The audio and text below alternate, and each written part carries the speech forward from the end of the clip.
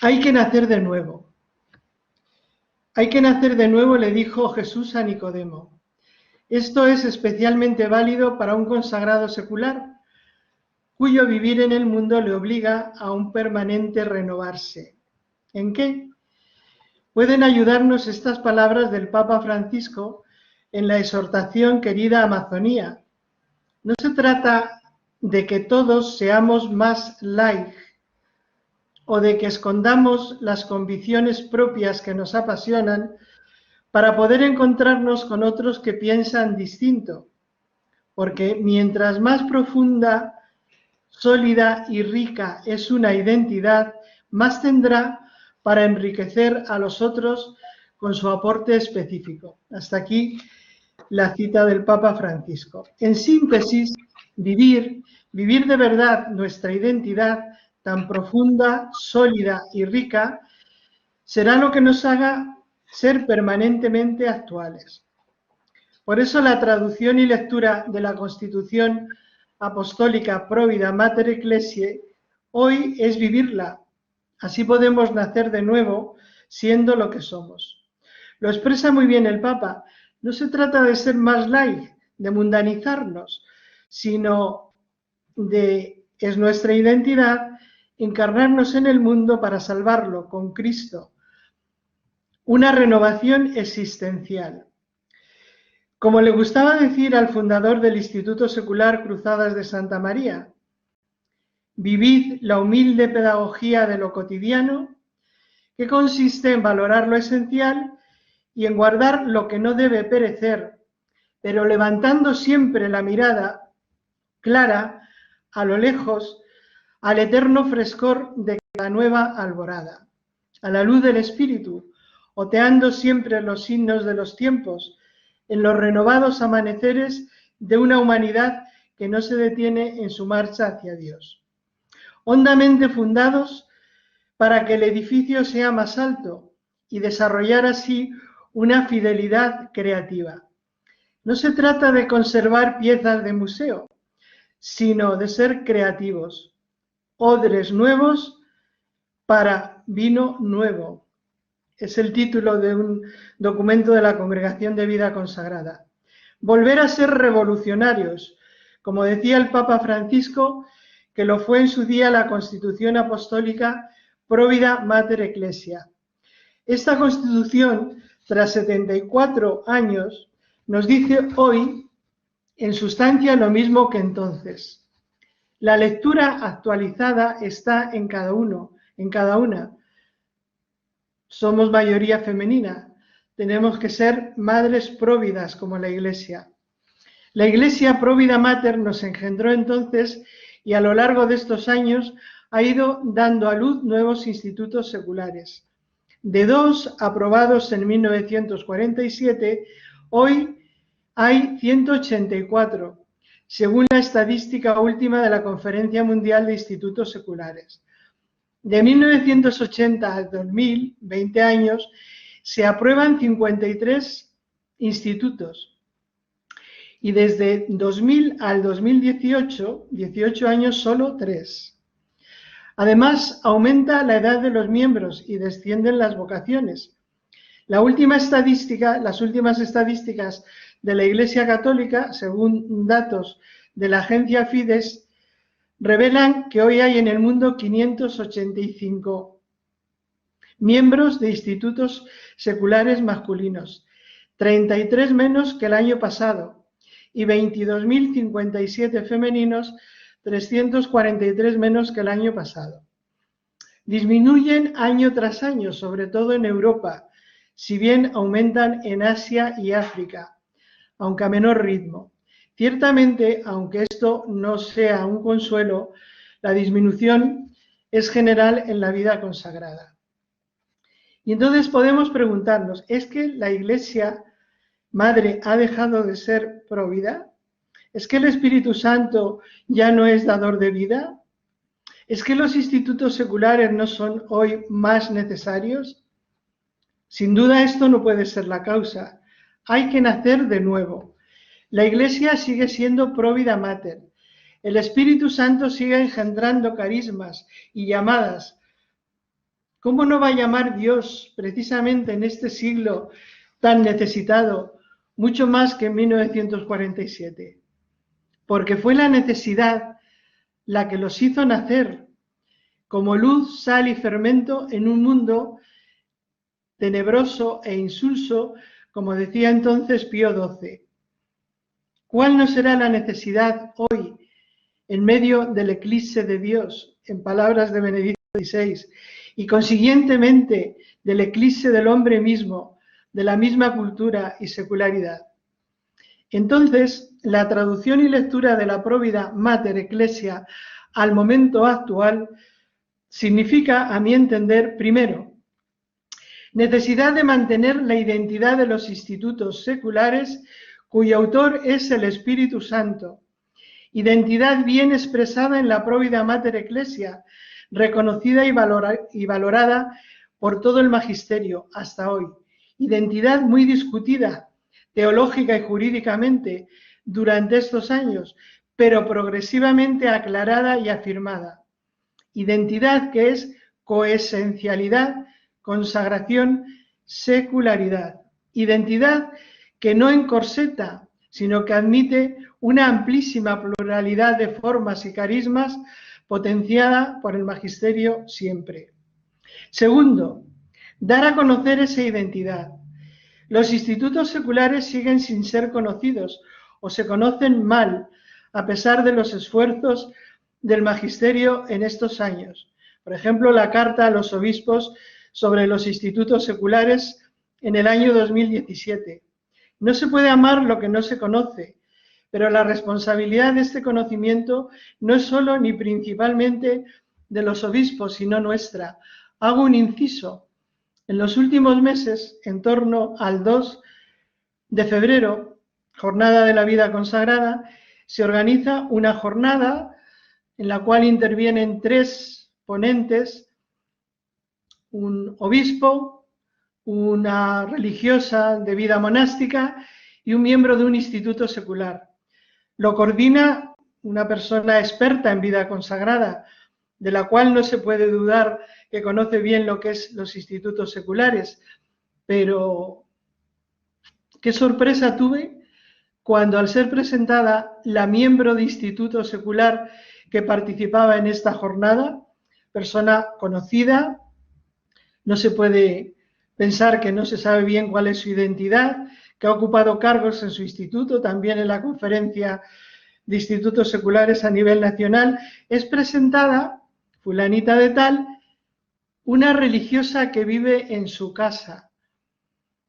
Y yo sentí por dentro un vuelco diciendo, un miembro de instituto secular presentado por una persona experta en vida consagrada diciendo que es una religiosa que vive en su casa. Bien, necesidad de dar a conocer nuestra identidad, que no es de los obispos, que no es de los sacerdotes, que es nuestra. Tercero, vivir esa identidad con entusiasmo y creatividad. No basta saber que la consagración y secularidad no son de segunda categoría, que somos reconocidos y valorados por la Iglesia. Cuantos nos rodean, creyentes o no, han de sentirse atraídos por nuestra vida alegre, sencilla, entregada, santa. Por eso nos decía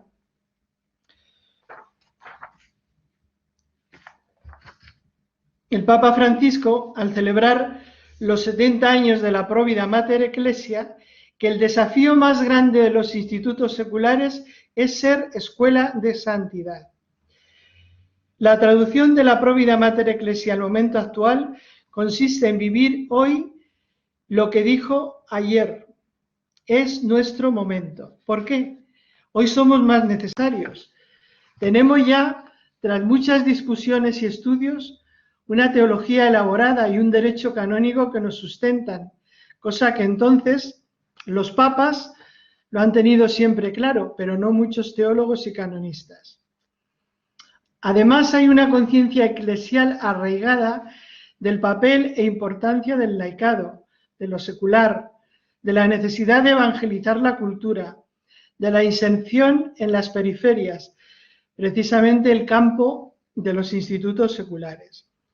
Somos 184 institutos seculares aprobados, 77 de derecho pontificio.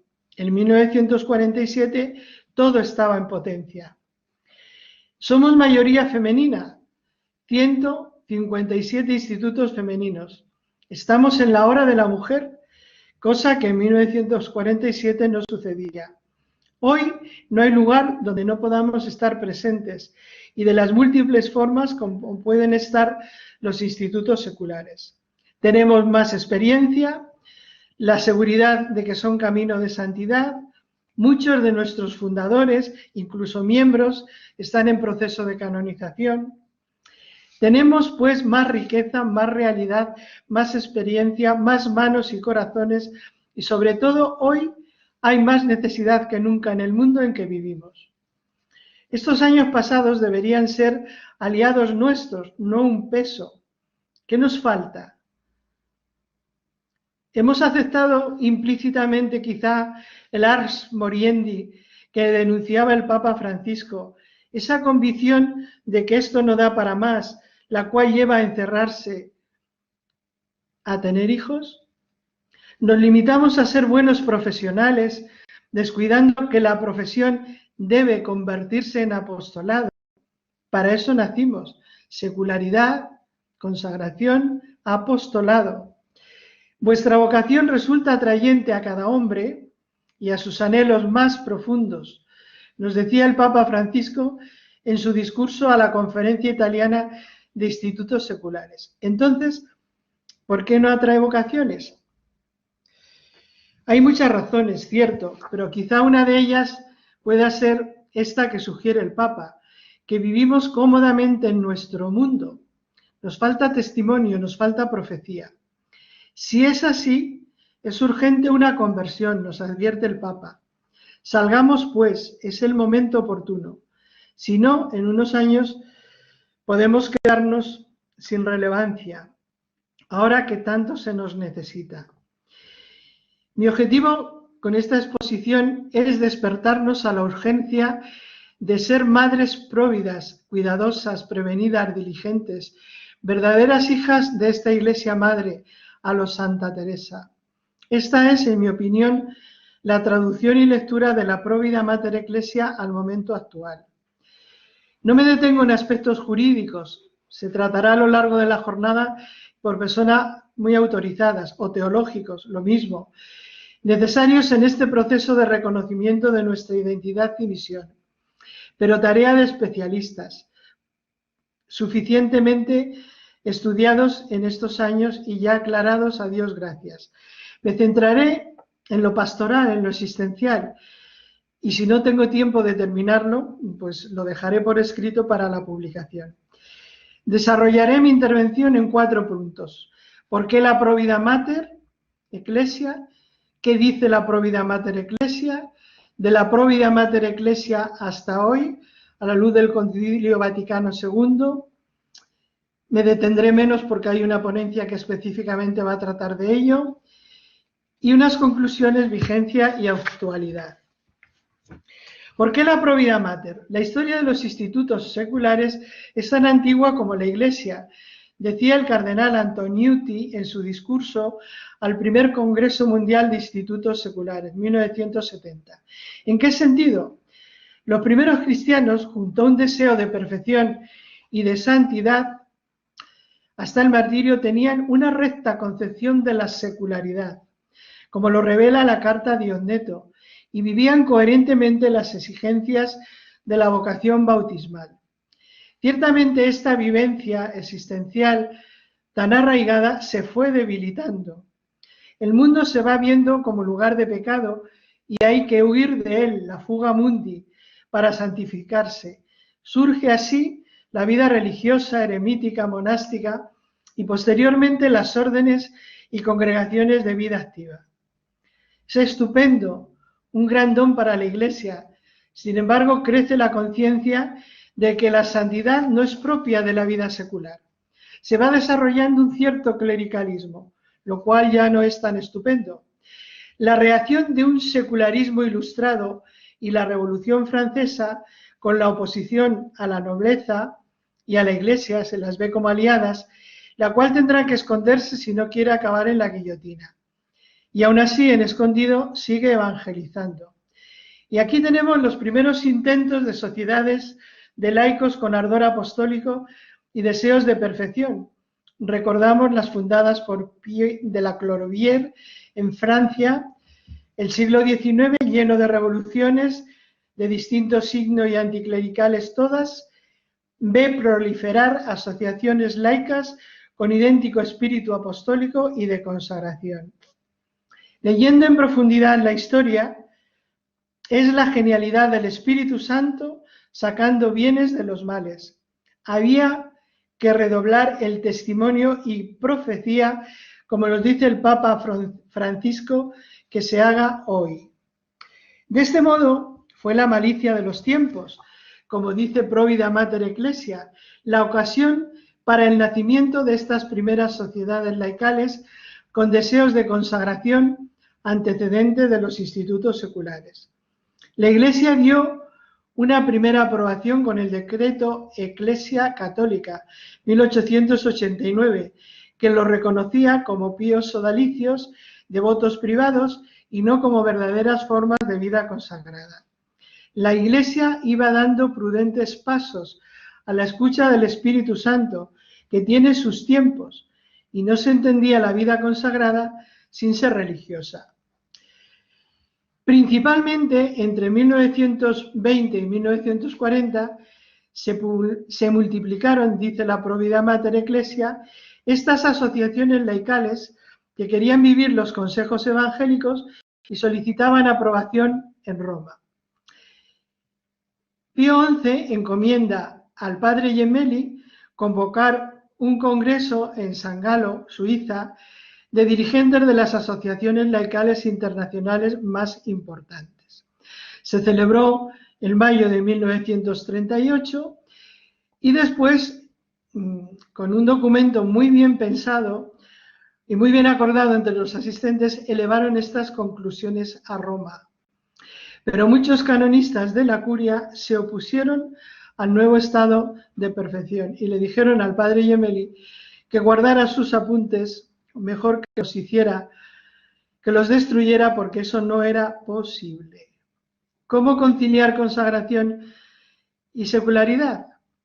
No era una contradicción, solicitado por aquellos visionarios, que se destruyera el documento.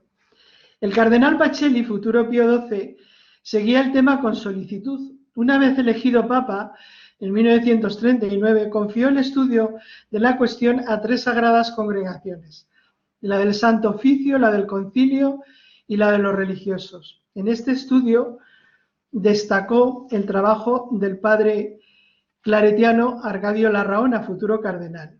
En fin, este largo proceso culminará en la Constitución Apostólica Provida Mater Ecclesia, promulgada por Pío XII el 2 de febrero de 1947. ¿Por qué pues esta Constitución? Porque la malicia de los tiempos lo reclamaba y el Espíritu Santo lo inspiró a la Iglesia Madre, que no podía ver perderse a sus hijos. Esa Iglesia Madre próvida no es un abstracto, se realiza en cada una de las personas obedientes al Espíritu, en este caso los fundadores de estos nuevos institutos. Cada uno de los miembros que los integraban, quizá los hemos conocido, pienso muchas veces en esas pioneras del estilo de vida que nosotras profesamos o que nosotros profesamos, a los cuales deberíamos prestar gran atención. Esos miembros que integraban los primeros inicios de los institutos seculares y que empezaron a darles vida, a ser dóciles al Espíritu, a su generosidad, a su audacia, a su constancia y humildad para soportar incomprensiones, agradecimiento y saber dónde estamos. Forman esta Iglesia Provida Mater y son el cimiento de nuestro edificio. Y nuestra respuesta solo puede ser fidelidad, gratitud, santidad. La Constitución Apostólica Provida Mater Ecclesia es sobradamente conocida. entre los miembros de institutos seculares, no tanto entre otros ajenos a nuestro estilo de vida. Esta Constitución, con la que el Espíritu Santo, a través del Papa Pío XII, el Día de la Virgen de la Luz, 2 de febrero de 1947, dio a luz a los institutos seculares. El texto consta de dos partes. En la primera hace un recorrido histórico sobre la vida consagrada. Muestra a la Iglesia como Madre Providente acogiendo los carismas suscitados por el Espíritu Santo para dar solución a las necesidades de la Iglesia y del mundo y los deseos de perfección de sus hijos. En esa línea acoge, en el momento actual, los nuevos carismas por su necesidad y basándose no solo en el recorrido histórico de los institutos que lo solicitaron, garantía de fidelidad, sino también en la multiplicación de estos institutos, en lo cual ve el Papa una manifestación clara del Espíritu. Es interesante destacar la ruptura que señala el Papa entre los institutos seculares y la vida religiosa que venía narrando nuestro documento.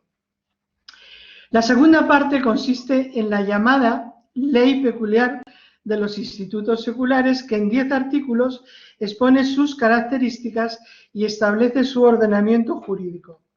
Deja claro que pueden ser sociedades clericales o laicales, que no son religiones o sociedades de vida en común y por tanto no están sujetas al derecho de los religiosos, pero se distinguen también de otras asociaciones comunes de fieles por su fin que es, junto al apostolado, el tender a la perfección, por lo cual profesan en el siglo los consejos evangélicos. Se fijan posibles vínculos de los consejos evangélicos, voto, promesa, juramento, afirmando que los votos de existir no son públicos.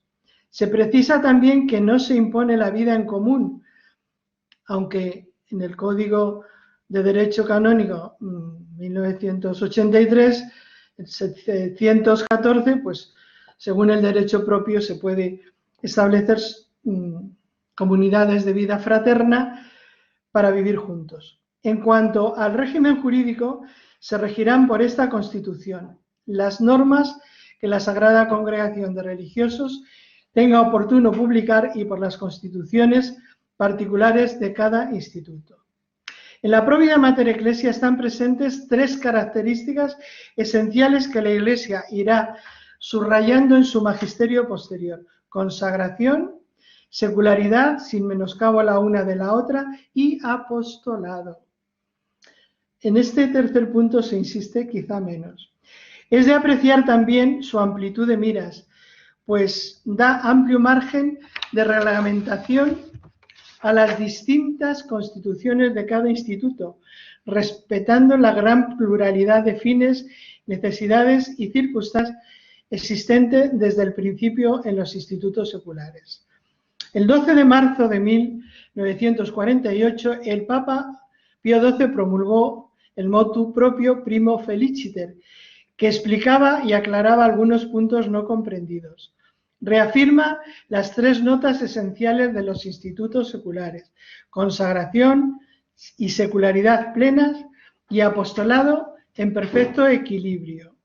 Nada se ha de quitar, escribe, a la plena profesión de la perfección cristiana, sólidamente fundada en los consejos evangélicos, y en cuanto a la sustancia, verdaderamente religiosa, pero es perfección que ha de ejercerse en el siglo, y por ende conviene que se acomode a la vida secular en todo lo que es lícito y puede conformarse con los deberes y obras de la misma perfección. ¿Cómo interpretar la expresión en sustancia verdaderamente religiosa? Sentido amplio, claro está, pues el Código de Derecho Canónico no reconocía otra consagración que la religiosa. Se está implícitamente reconociendo lo esencial de la consagración, profesión de los consejos evangélicos, entrega total de sí a Dios y distinguiéndolo de la separación del mundo que caracteriza la vida religiosa. Se está queriendo decir que son sustancialmente consagrados, pero en el mundo. El motu propio, Primo Feliciter, establece también que todas las sociedades católicas de clérigos o laicos que reúnan los requisitos de los institutos seculares necesariamente han de tomar la forma de institutos seculares y no pueden seguir siendo sociedades de vida en común. También insiste en el apostolado, para el cual nacieron, afirmando que abarca toda la vida y debe ser en el siglo y desde el siglo, es decir, en profesiones, ejercicios, formas y lugares seculares. Deja claro que no se les aplica la disciplina canónica del Estado religioso, pero que en cuanto que es auténtica vida consagrada, son de la competencia y cuidado de la Sagrada Congregación de Religiosos, posteriormente se llamará Congregación de Consagrados, dentro de una comisión especial, lo que prueba que son considerados estados jurídicos de perfección y no meras asociaciones laicales, pero que por otra parte no son religiosos. Conviene señalar la llamada que hace a los conciliarios de Acción Católica a orientar vocacionalmente a los jóvenes hacia los institutos seculares, animando a que se sirvan de sus actividades. La instrucción cum Santissimus, promulgada pocos días después, el día de San José, por la Sagrada Congregación de Religiosos, sale al paso de malentendidos de la Provida Mater. Puntualiza algunas cuestiones básicas para constituir y estructurar sólidamente los institutos seculares, afirmando la conveniencia de esperar a dar normas completas y definitivas para no coartar peligrosamente su evolución, lo cual es esencial de la prudencia y docilidad de la Iglesia, docilidad al Espíritu. En realidad, la Provida Mater Ecclesia y demás escritos que la completan y aclaran nos muestran esta docilidad del Magisterio al Espíritu Santo, de ahí su clarividencia y audacia, y por eso siguen siendo plenamente actuales. Seguirán, no obstante, muchos malentendidos, como es de esperar en un estado de vida nuevo, difícil de enmarcar tanto en la vida consagrada, que era en esos momentos solo religiosa, como en la secular. Muchos teólogos y canonistas veían contradicción entre el ser consagrado y laico y se pensaba que estos institutos eran una nueva forma más moderna de vida religiosa o bien sociedades laicales muy comprometidas, pero sin llegar a ser estado de perfección. Y en este sentido, la Provida Mater Ecclesia es concisa y clara. Consagración y secularidad para el apostolado. De la Provida Mater Ecclesia, sería el apartado 3, hasta a la luz del Concilio Vaticano II.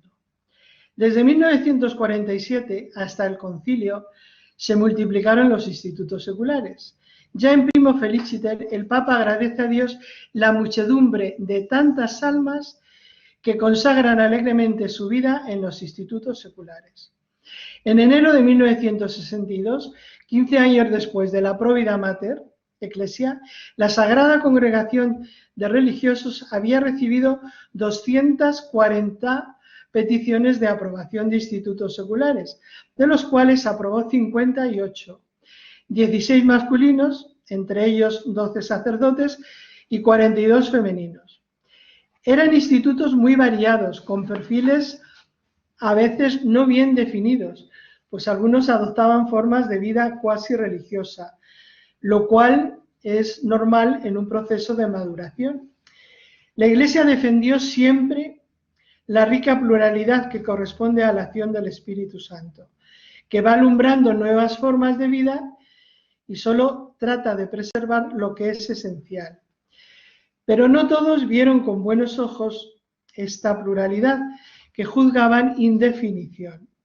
Muchos no tenían la apertura de Pío XII y surgieron incomprensiones, desafectos, tensiones.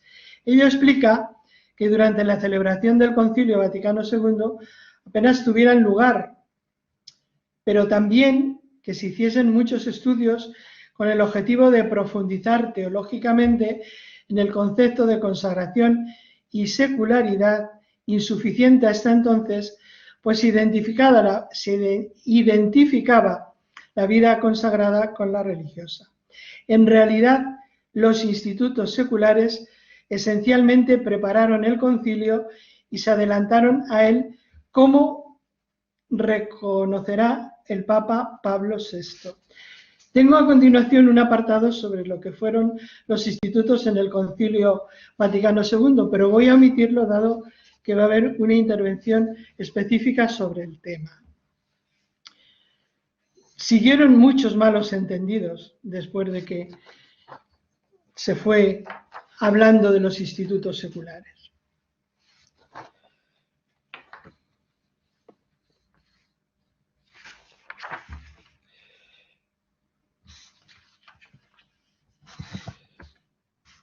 Como digo, voy a omitir este apartado en atención a que se va a tratar después, a lo largo de la jornada. Después del Concilio Vaticano, después del concilio, el magisterio ha sido abundante, alentador y clarificador. En 1967 se dará un paso importante con la Constitución Apostólica Regimini Ecclesiae Universae, por la que la congregación de religiosos pasó a llamarse Sagrada Congregación para los Religiosos e Institutos Seculares, denominación que expresaba claramente la distinción de ambas formas de consagración. Esta consagración tenía dos secciones, con dos subsecretarios, con competencias distintas y autónomas, si bien bajo la guía de un solo prefecto y secretario. Posteriormente, en 1988, pasaría a tener la denominación actual Congregación para los Institutos de Vida Consagrada y las Sociedades de Vida Apostólica, que ya no habla de religiosos, sino de vida consagrada.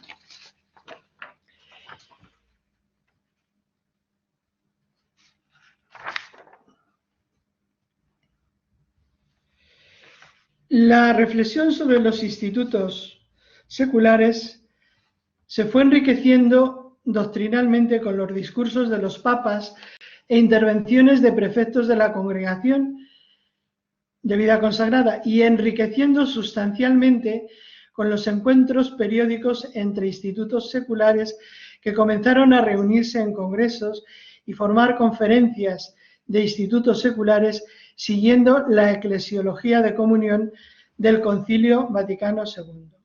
Septiembre de 1970 tuvo lugar el primer Congreso Mundial.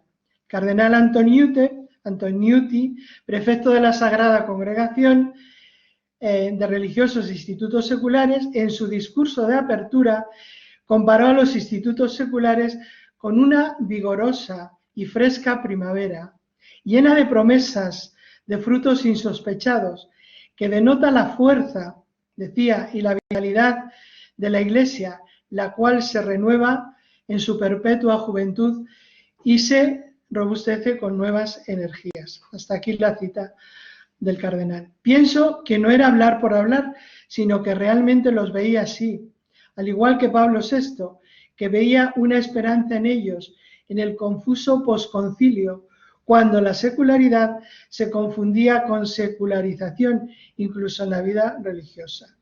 En este congreso de 1970 se discutió mucho sobre la identidad de los institutos seculares, dada su gran pluralidad, pues algunos querían arrogarse el monopolio de la consagración secular. Al final se calmaron los ánimos al constituir una comisión internacional para promover la colaboración de los institutos, comisión cuyos miembros fueron escogidos equitativamente entre los partidarios de diversas tendencias. Esta comisión tenía como objeto también estudiar y proponer el estatuto de una conferencia mundial de institutos seculares, que sería aprobada por la Sagrada Congregación de Religiosos e Institutos Seculares en 1974, la SEMIS. Su objetivo era promover la colaboración entre los institutos seculares para vivir eficazmente su misión. En España, paralelamente, se fundó la Conferencia Española de Institutos Seculares en 1978. Tengo que decir que en 1974 la presencia de institutos seculares por parte de España fue notable, que tuvo una gran influencia y que allí hubo pioneras de nuestro estilo de vida que, vuelvo a repetir, sería necesario poner sobre el tapete porque tienen mucho que aportarnos. Del mismo modo, irán surgiendo conferencias de institutos seculares en los distintos países y también intercontinentales como en Hispanoamérica y Asia. Por otra parte, los responsables de los institutos seculares se reúnen también desde 1970, cada 4 años, además de la reunión en 1972, al cumplirse los 25 años de la Provida Mater Ecclesia. Los distintos encuentros han sido ocasión de tratar asuntos de interés para los institutos, el apostolado, la formación, la oración, la secularidad, de conocerse y compartir sus experiencias, la riqueza y variedad de carismas y de propiciar la identidad y misión de cada uno. En general, en todos los encuentros, los distintos papas y prefectos de la congregación se han dirigido a ellos, mostrando siempre cercanía, dando apoyo y ánimo para cumplir su misión y confirmando su identidad con frecuentes citas del magisterio anterior, especialmente Pablo VI y de la Provida Mater Ecclesia.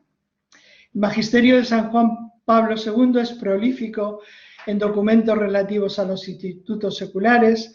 Durante su pontificado se promulgó el nuevo Código de Derecho Canónico, 1983, que distingue la vida consagrada de la religiosa. A poco de promulgarse el nuevo Código de Derecho Canónico, la Sagrada Congregación de Religiosos dedicó una asamblea plenaria sobre el tema de los institutos seculares en mayo de 1983, que concluyó con el documento Identidad y Misión de los Institutos Seculares, hoy dirigido a las conferencias episcopales para dar a conocer los institutos seculares. Con palabras de Juan Pablo II en su discurso a esta plenaria en 1983, si los institutos seculares se desarrollan y robustecen, se aventajarán también las iglesias locales. Muy importantes fueron también los sínodos sobre los laicos y la vida consagrada, que dieron lugar a las exhortaciones Christi Fidelis Laici y Vita Consacrada, donde Juan Pablo II se refiere a los institutos seculares, sobre todo en Vita Consecrata, confirmando su necesidad, identidad y misión y exhortando a vivirla. Benedicto XVI les impulsó también. El Papa Francisco ha dirigido varios discursos en 2014 y en 2017 a la Conferencia Italiana de Institutos Seculares. En el primero, 2014, reconoce que la Provida Mater Ecclesia fue un gesto revolucionario en la Iglesia y habla de los institutos seculares como vocación fascinante y atrayente, por la cercanía y ternura que exige, al estilo del buen samaritano. Reconoce en ellos la Iglesia pobre y en salida, con la que sueña, y le llama por ello a ser la Iglesia dialogante que pedía Pablo VI, así como a una urgente conversión. Se ha perdido esta condición, sobre todo a vivir con esperanza.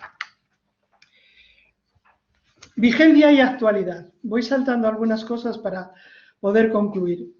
Como dijimos en la introducción, de 1980 a 2000 hubo 53 erecciones oficiales de institutos seculares, mientras que después del 2000 solo hay 3. Y disminuyen las vocaciones en Europa y América. La Conferencia Mundial de Institutos Seculares se pregunta, ¿son bien conocidos? ¿Son otras formas de vida consagrada las privilegiadas por las generaciones de hoy? No son ni bien conocidos, ni siquiera conocidos. Me remito al ejemplo que puse al inicio de esta ponencia. No son ni bien conocidos ni siquiera conocidos. De ahí la carta a los obispos. ¿Hay otras formas de vida consagrada preferida? Puede ser que sí, pero entre los institutos seculares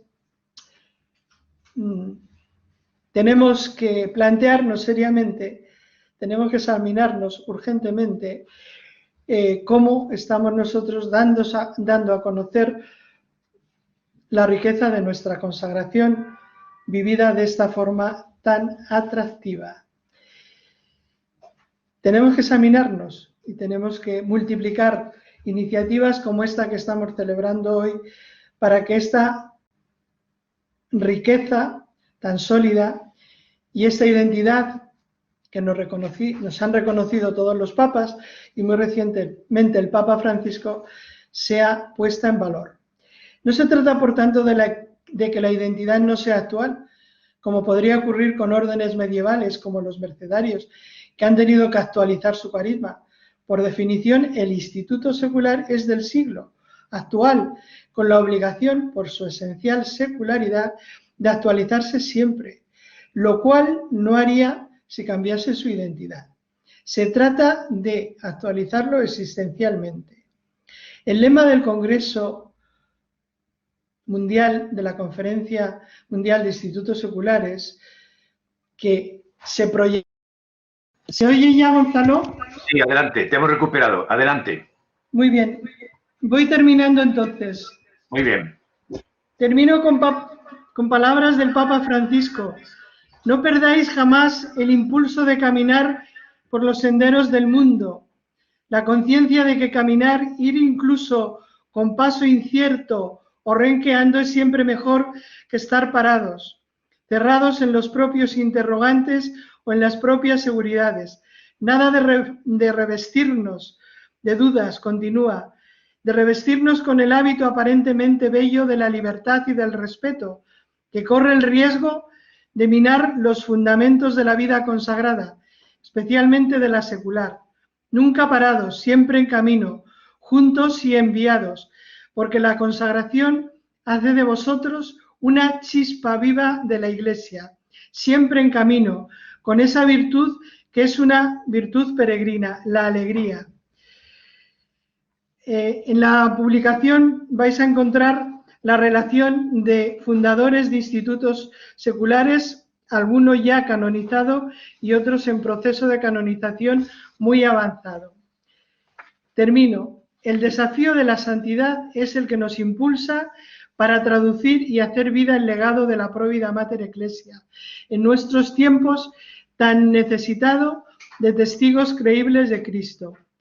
Como subrayaba Benedicto XVI, fue un punto de partida, no de llegada. Comencemos a vivir en el ahora cotidiano. Somos seculares. Esta santidad, entregados al apostolado, con espíritu de inmolación, esperanza y alegría. El modo de ser luz del mundo, con una luz que no deslumbra, sino que ilumina, es ser santos. Vosotros no solamente tenéis una historia gloriosa para recordar y contar, sino una gran historia para construir. Poned los ojos en el futuro, hacia el que el Espíritu os impulsa para seguir haciendo con vosotros grandes cosas. Vita Consecrata número 10. Muchas gracias.